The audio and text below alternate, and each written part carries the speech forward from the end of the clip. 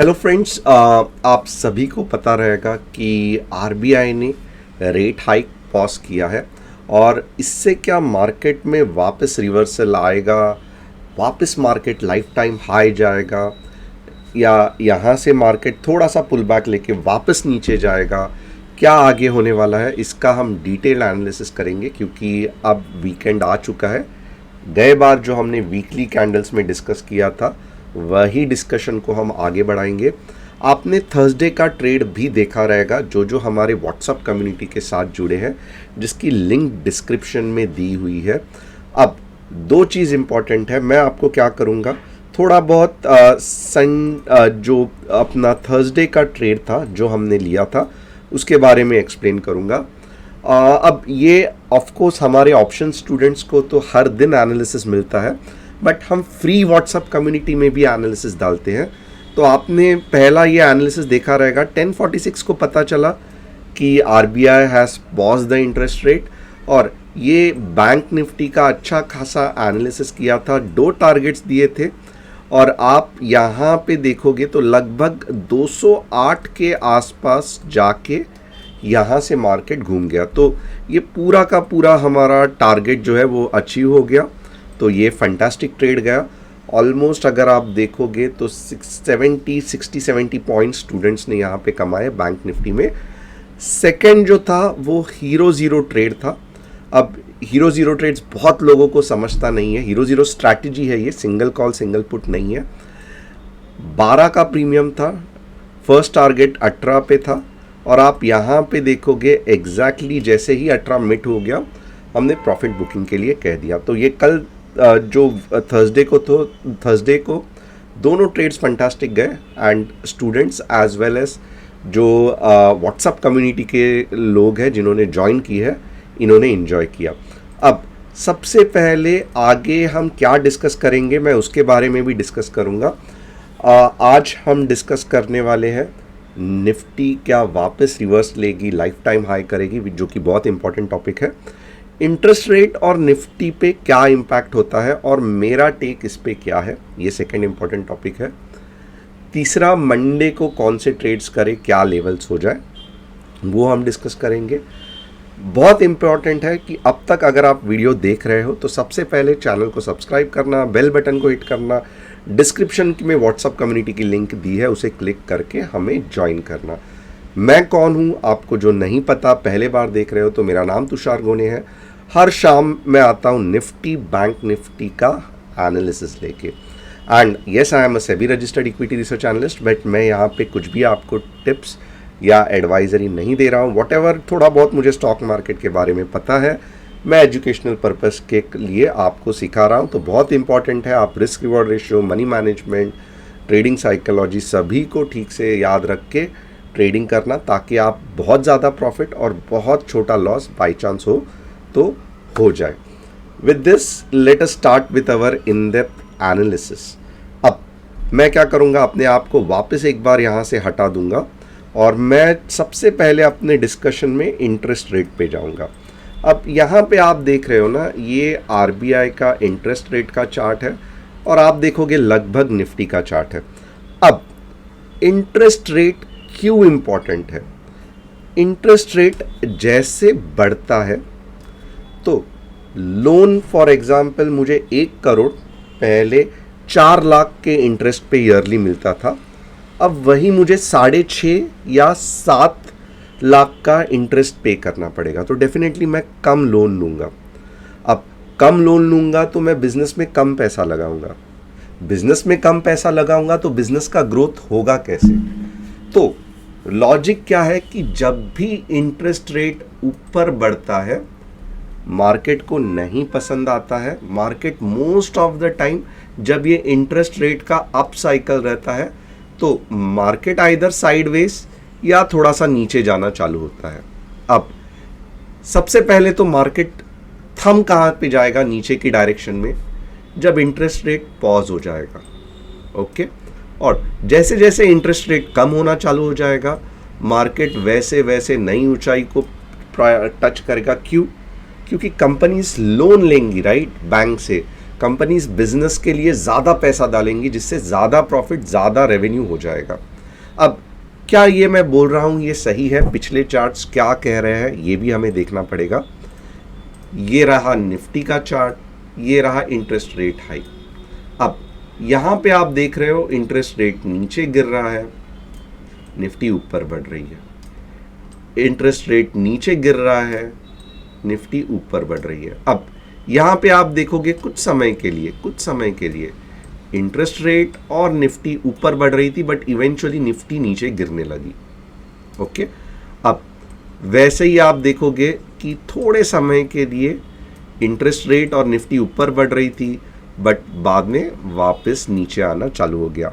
अब यहाँ से इम्पॉर्टेंट चीज़ है, 2014 से जब से मोदी गवर्नमेंट आके उन्होंने इंटरेस्ट रेट कम करने के पीछे प्रयास किया है, आप देखोगे इंटरेस्ट रेट नीचे, मार्केट ऊपर ऊपर ऊपर। ये 2021 है। अब इंटरेस्ट रेट थोड़ा सा बढ़ रहा था, मार्केट साइडवेज जा रहा था, वापस इंटरेस्ट रेट पॉज हो गया है, वापस निफ्टी अब ऊपर जा सकती है, क्योंकि ये पिछला ट्रैक रिकॉर्ड कह रहा है। ओके, तो एक तो चीज़ है कि फंड स्ट्रक्चरल शिफ्ट आ गया है मार्केट में। एक तो रहता है कि जस्ट पैसा आ रहा है जा रहा है, पैसा आ रहा है जा रहा है, FII DIS क्यों बाय कर रहे हैं हमें मालूम नहीं है, क्यों बेच रहे हैं हमें मालूम नहीं है, क्या चल रहा है मार्केट में यही मालूम नहीं है। इससे कुछ हम एनालिसिस सीधा टेक्निकल चार्ट के हिसाब से कर सकते हैं। बट जब इंटरेस्ट रेट का पॉलिसी चेंज होता है तो ओवरऑल इकोनॉमी और फाइनेंशियल मार्केट में स्ट्रक्चरली एक शिफ्ट आता है, जिससे कि मार्केट का डायरेक्शन को और एक गति मिल जाती है, ऊपर जाना है या नीचे जाना है। तो जैसे ही इंटरेस्ट रेट पॉज हो गया, एक स्ट्रक्चरल शिफ्ट आना मार्केट में बनता है। अब इसका कंफर्मेशन आपको कौन देगा? टेक्निकल एनालिसिस देगा। तो यहाँ पे तो हमने देख लिया कि ये स्ट्रक्चरल घुमाव आ गया है, बट क्या टेक्निकल एनालिसिस वो कंफर्म कर रहा है कि नहीं कर रहा है, हम अब चार्ट्स पे देखेंगे। यहाँ तक अगर आपको समझ में आया तो प्लीज़ लिखना समझ गया, मज़ा आया, अंडरस्टूड, समझ ल मला, बहुत बढ़िया, बल्ले बल्ले, जितना भी टाइप में आप अपने भाषा में मुझे कमेंट करके बता सकते हो, ताकि मुझे समझ में आए कि मैं सही जगह पे, सही दिशा पे चल रहा हूँ। अब आगे देखेंगे। यहाँ पे मैं नेक्स्ट आपको क्या दिखाऊंगा, तो ये रहा निफ्टी का, मैं आपको वीकली चार्ट दिखाऊंगा। तो ये रहा निफ्टी का वीकली चार्ट। अब ये लास्ट टाइम डिस्कशन हुआ था कि 3 कैंडलस्टिक पैटर्न है, सिर्फ एक ही कमी है कि ये जो फर्स्ट कैंडल है उसके ऊपर नहीं गया है मार्केट लो, अब वो भी हो गया, तो अब इतनी ज़्यादा शिकायत नहीं होनी चाहिए। ओके, तो ये एक बहुत बढ़िया चीज़ हो गई है। और आप देखोगे ना, यहाँ से 18,750 से गिन लेना, 2 बार कंटिन्यूसली बाइंग अभी तक नहीं आया था मार्केट में। इसका मतलब क्या है? एक बार ही ग्रीन कैंडल, एक बार ही ग्रीन कैंडल, बहुत छोटे छोटे फुल बॉडी कैंडल नहीं है, एक बार ही ग्रीन कैंडल। बट ये पहले बार हुआ है जब 2 बार बाइंग हुई है, तो कुछ डिफरेंट है। जैसे मैगी टोमेटो केचप डिफरेंट रहता है, तो मार्केट भी आपके बार कुछ डिफरेंट है। अब आगे देखते हैं, हम इसको ट्रेंड लाइन से भी कंफर्मेशन लेंगे कि क्या मार्केट ने वीकली चार्ट में ट्रेंड लाइन ब्रेक किया है। यस, अगर आप देखोगे डेफिनेटली ब्रेक करने का प्रयास किया है, इतना कॉन्फिडेंट नहीं है, but still yes it is there. Okay, जब ये और अच्छा ब्रेक होगा तब मैं डेफिनेटली कहूँगा कि वीकली चार्ट में भी सब कुछ सही है। But at the same time अगर आप डेली चार्ट्स देखोगे, अब और एक सिर्फ कंसर्न क्या है, वॉल्यूम्स आप देखोगे ना, थोड़ा सा यहाँ पे कम है। तो बट पिछले बार जब वॉल्यूम्स बढ़ा भी था तो मार्केट ऊपर नहीं गया था। But yes, volume seriously there is a concern कि अगर अच्छा वॉल्यूम होता था तो डेफिनेटली मज़ा आता था। अच्छा वॉल्यूम कुछ इस तरीके से, ओके, अच्छा वॉल्यूम कुछ इस तरीके से, तो बहुत मज़ा आता था। फ़िलहाल ये एक छोटा सा खेद है। डेली चार्ट्स देखेंगे।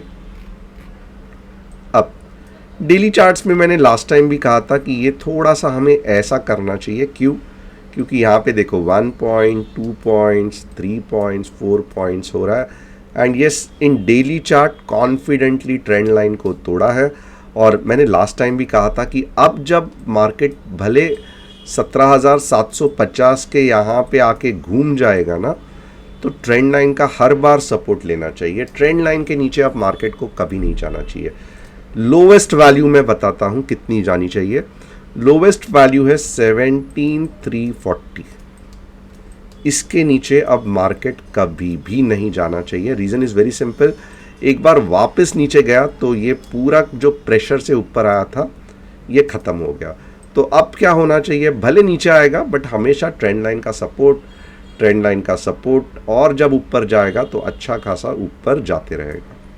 ये पहले बार नहीं डिस्कस कर रहा हूँ, ये पिछले एक हफ्ते से डिस्कस कर रहा हूँ, और यही पैटर्न होता है कोई भी स्टॉक का ऊपर जाने के लिए। अब इंटरेस्ट रेट और करस्पॉन्डिंगली मार्केट में टेक्निकल चेंजेस भी हमने देख लिए, जिससे कि हमें अच्छा लग रहा है कि यस, जो इंटरेस्ट रेट पॉज हुआ है, मार्केट भी ऑन चार्ट्स वैसे रिएक्ट कर रहा है। अब आप देखोगे दो मेजर रेजिस्टेंस है मार्केट के लिए। कौन से? ये पहला वाला, उसके बाद में स्ट्रेट ये सेकंड वाला। ओके, तो डेली चार्ट में जो सच में एनालिसिस करना चाहते हैं, अगर आप देखोगे 17,664